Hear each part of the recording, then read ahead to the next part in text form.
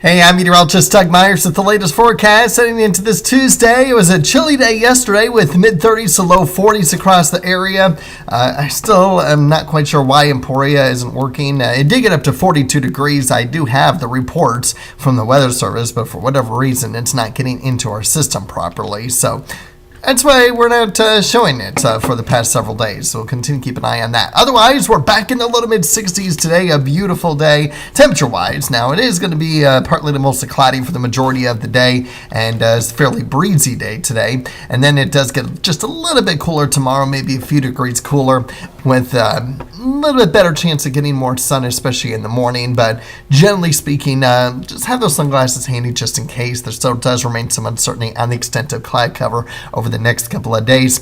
Winds will be gusty, a little bit more so today compared to tomorrow, so be ready for that. I think wind gusts could be approaching 30 miles per hour at times for today.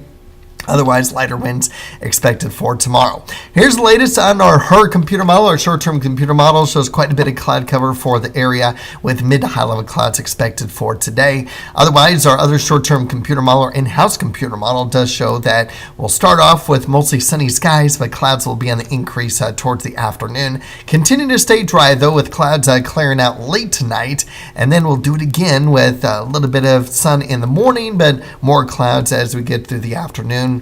Maybe a little bit more sun even in the afternoon as well. And then we'll get some spotty rain showers pushing into the area heading into tomorrow night. This is our next opportunity for precipitation. Not going to amount to a whole lot, but whatever we do get, it's going to be in the form of rain, so no worries about any winter precipitation.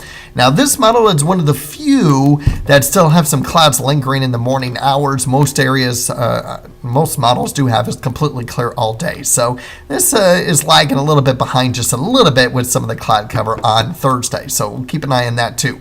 But the graph was the one that you just saw. Yeah, it's not much. And some of the other computer models, really not much. So we're not talking about a lot. And we're not talking about a whole lot of precipitation for the next 8 days either. I'm still keeping an eye on the weekend, maybe for a little bit of a rain-snow mix. I did put something in for Monday night.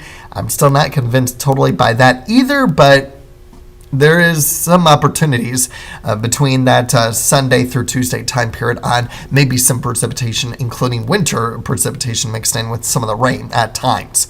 Otherwise, we're staying steady with our temperatures Thursday compared to Wednesday, warming up near 70, if not reaching 70 on Friday, and then cooling back down Saturday into Sunday, where temperatures will be just a little bit cooler because of overcast skies and possible precipitation early next week. If we do have dry conditions and maybe sneaking a little bit more sun, it might be a little bit warmer, but right now going on the relatively cooler side. Not much with the European model for snowfall for the next 8 days. Traced to 1 inch in far east central Kansas, just outside of our viewing area, and then nothing through the 10-day outlook. The GFS does indicate an opportunity for some precipitation for snow over the weekend in extreme northeast Kansas, in that 1 to 2 inch range. Again, there's not much, and then nothing through day 10. So that's why that rain-snow mix that I have for Monday night, I'm not totally convinced by, because even if we do get anything, it's not going to amount to much in the way of accumulation with snow. There might be a little bit of ice accumulation. Some models are indicating that, again, this is a week away. I'm still not totally convinced yet, so I wouldn't panic just yet. But still keeping an eye on the potential for a wetter than normal weather pattern in both the 6 to 10 and 8 to 14 day outlook. So it is something we're monitoring very closely heading into next week for precipitation opportunities.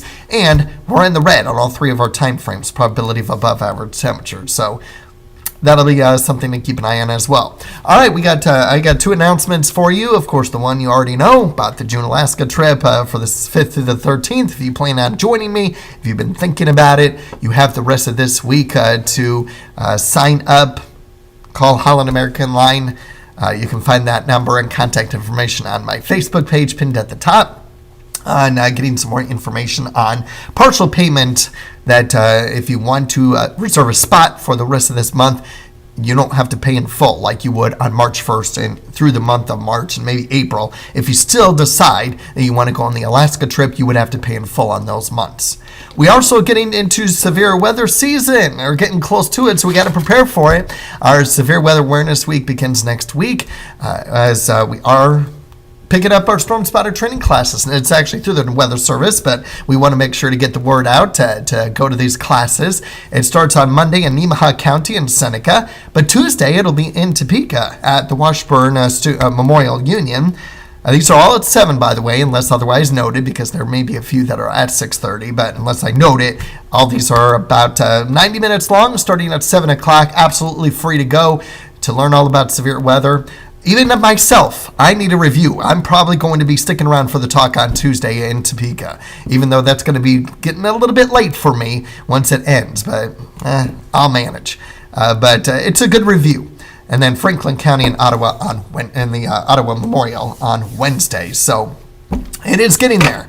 And actually, we are going to be airing a severe weather Awareness Week special on our streaming services on Thursday.